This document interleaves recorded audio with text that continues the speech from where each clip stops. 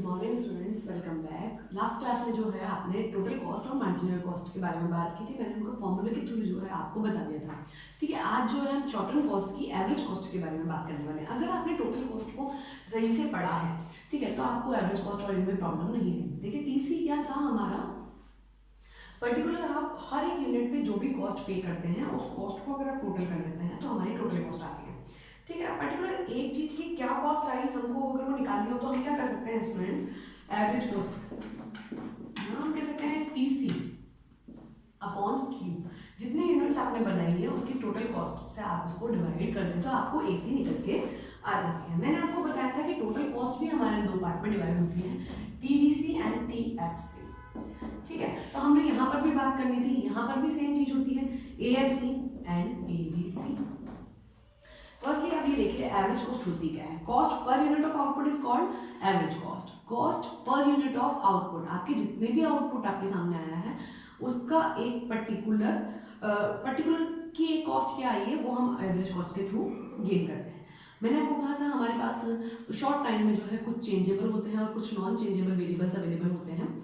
तो उसके लिए हमको क्या है, दो तरह की कॉस्ट पे करनी पड़ती है, फिक्स्ड कॉस्ट पे करनी पड़ती है और दूसरी वेरिएबल कॉस्ट पे करनी पड़ती है। तो यहाँ एवरेज भी दो ही तरीके से निकलेंगे। अब बेसिकली अगर आप एएफसी निकाल रहे हैं तो स्टूडेंट्स आप क्या करेंगे, टीएफसी अपॉन क्यू करेंगे, बिकॉज फिक्स्ड कॉस्ट से ही फिक्स्ड कॉस्ट निकल के आ सकती है। और यहाँ हम जो है टीवीसी अपॉन क्यू, वेरिएबल से वेरिएबल निकल के आएगी, टोटल से टोटल निकल के आएगी और फिक्स्ड से फिक्स निकल कर आएगी। ठीक है, तो अगर हम इस तरीके से पढ़ते हैं तो आपको मैंने एक टेबल बताई थी, कुछ इस तरीके की टेबल हमने बनाई थी। ये हम देखते हैं यहाँ पे, ये हमारी टोटल कॉस्ट थी।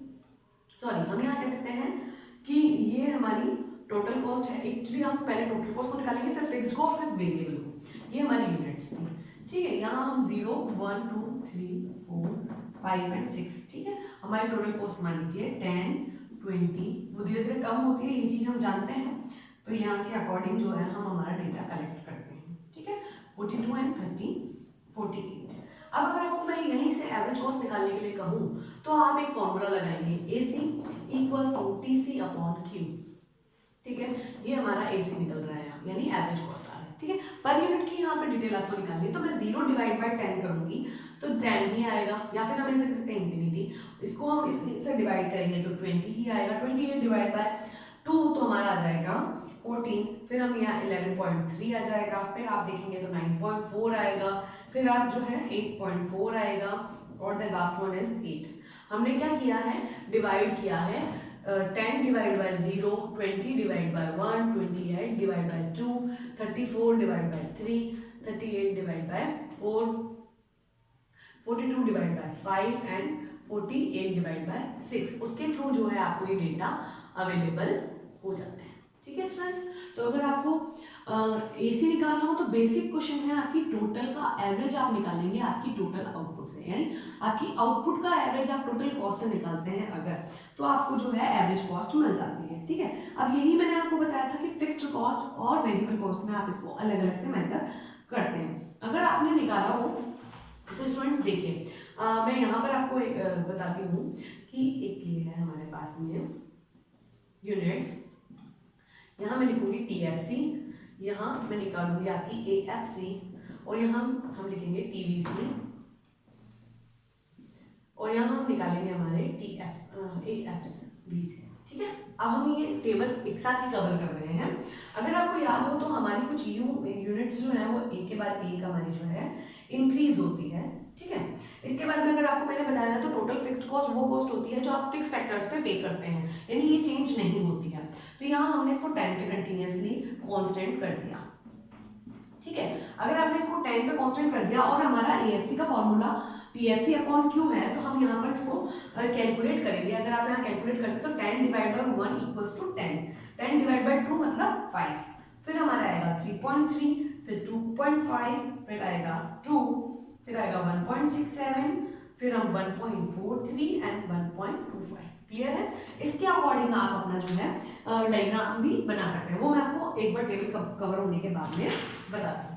अगर आप वेरिएबल कॉस्ट के बारे में अगर हम बात करते हैं स्टूडेंट्स, तो आपकी जो वेरिएबल कॉस्ट आएगी वो डेफिनेटली चेंज आएगी क्योंकि टोटल वेरिएबल कॉस्ट हमारी चेंज है। अगर हम यहाँ ऐड करते हैं, मान लीजिए ज्यूम किया है कि यहाँ 10 है, 18 है, 24 है, 28, 32, 38, 46 एंड 62 है।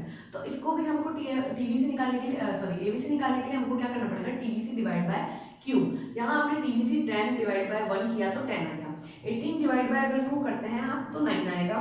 फिर जो है 8 आएगा, 7 आएगा, 6.4 आएगा, 6.3, 6.6 एंड 7.7। फॉर्मूला आपको अगर ध्यान है तो आपको मुझे नहीं लगता कि कोई भी प्रॉब्लम आएगी, बिकॉज बेसिक जो है वो आपका यहाँ पर सीधे तरीके से फॉर्मूले से ही होता है। अगर मैं इसका डायग्राम बनाना चाहूँ, स्टूडेंट्स आप अपने डायग्राम को क्लियर बनाएं। ये चीज़ मैं आपको बता चुकी हूँ क्योंकि स्केल बहुत जरूरी है यहाँ। अकॉर्डिंग टू स्केल आप इसको बनाने वाले हैं, ठीक है।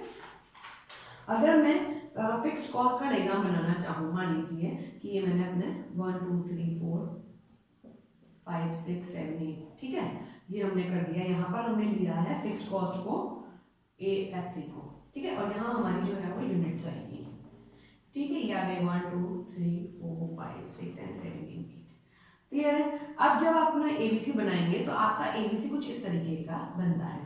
ये आप देखिए ABC इस तरीके का इसलिए बनता है, सॉरी AFC हमारा इस तरीके का बनता है, इसलिए बनता है। अगर आप देखें तो 10, 5, 3.3, 2.5 ये लगातार डिक्रीज हो रही है, तो डिक्रीज होती हुई चीज जो है वो आपको इस तरीके से बनती है। अगर आप TVC का डायग्राम बनाएंगे तो TVC का स्केल से बनाइएगा स्टूडेंट्स, मैं आपको अभी भी क्लियर कर देती हूँ। ये है हमारा स्केल, यहाँ पर 1 2 3 4, यहाँ हम यूनिट्स को यूज कर रहे हैं, ये आप ध्यान रखें। यहाँ हम जो है अब ABC बनाने वाले हैं इसलिए ABC को यूज कर रहे हैं, ठीक है।